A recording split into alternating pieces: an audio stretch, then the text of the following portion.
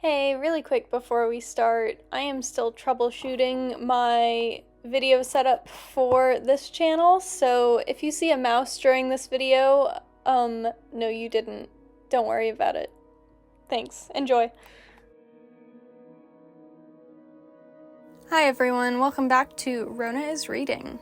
This video is going to be about my visit to the 2025 Texas Book Festival. TBF is a yearly festival here in downtown Austin, celebrating all things reading. There's author panels, bookstores, smaller vendors, etc. Most of the major university presses in Texas have big stalls here, and in the past I've picked up some really good naturalism books from them. I got there right at the start of events on Saturday, since I was going to go to one of the C-SPAN panels, but the author who I was interested in seeing had a flight cancellation due to the government shutdown, so instead I wandered into the Book People tent. Book People being Austin's biggest indie bookstore and the main bookstore tent at this festival. Yes, its name is a Fahrenheit 451 reference. I added a ton of books to my Storygraph here, but I didn't end up buying anything since the line was so long. I went down Congress Avenue to look at all the vendor tents. These kind of range from independent authors, small local apparel stores, and indie presses and bookstores. I do a decent amount of Christmas shopping at local events like this, so it was nice to look around for that reason. I did run into a coworker who was tabling here with a local writers group, so that was really cool. The majority of stuff I got was at this stall called Jolly Ollie, which is a merch and gift shop run by an Austin-based artist, and Bookwoman, which is an independent bookstore here, and year after year has the best book selection at the book festival. For myself, I picked up 2 books by 2 different Gretchens, which was not intentional, but is funny. I picked up Black Flame by Gretchen Felker-Martin, a horror novella, and Woodsqueer, a non-fiction book about the queerness of just wanting to be alone in nature. I felt like that would be a really interesting read after God of the Woods and Clariel, which both kind of have woods queerness as themes. There were a few Christmas gifts for my nieflings as well. The panel I went to was at a church a couple blocks away, so I wandered over early, and I'm really glad I did because there was an enormous line. Worth the wait, though. I did read some of my emotional support book while I waited.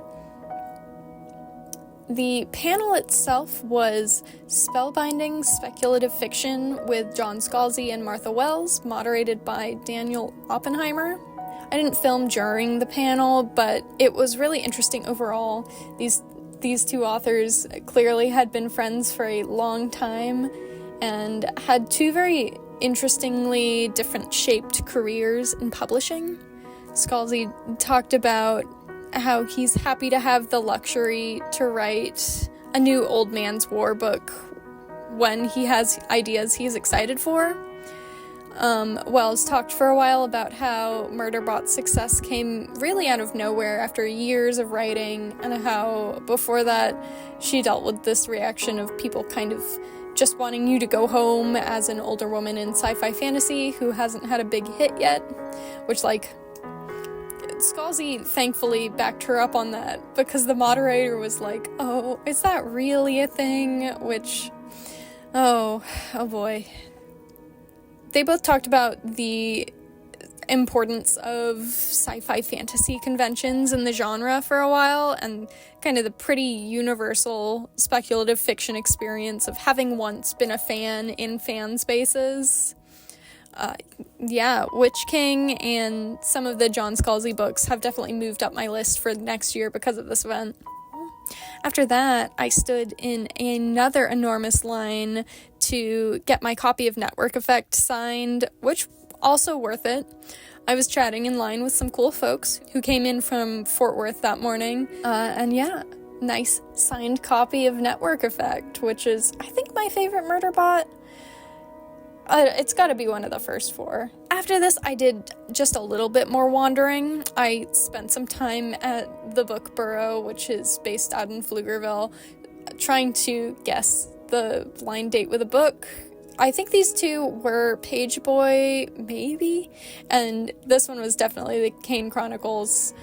And then I headed home. Pretty easy book festival this year. I didn't end up volunteering or anything. I will link some of the social media and some of the stores I really liked in the description, so be sure to check those out. Overall, I really like this festival, but I do find it to be incredibly light on the speculative fiction year after year. This felt to be especially the case in the Book People tent, which is noticeable because Book People's actual store has a robust sci-fi fantasy section and a great horror section. Also, for instance, I attended what I believe was the only adult sci-fi fantasy panel the whole weekend, though there was 1 or 2 YA ones that looked interesting but ultimately weren't up my alley. There was a lot more romantasy than I saw last year, and a lot of independent vendor buzz around that, so at least some genre fiction is breaking into the prestige, lit fic, and nonfiction majority. It's not a genre that I'm very interested in, but it is nice to see a little more variety. Other than that, be sure to like and subscribe, and I will see y'all next time. See ya!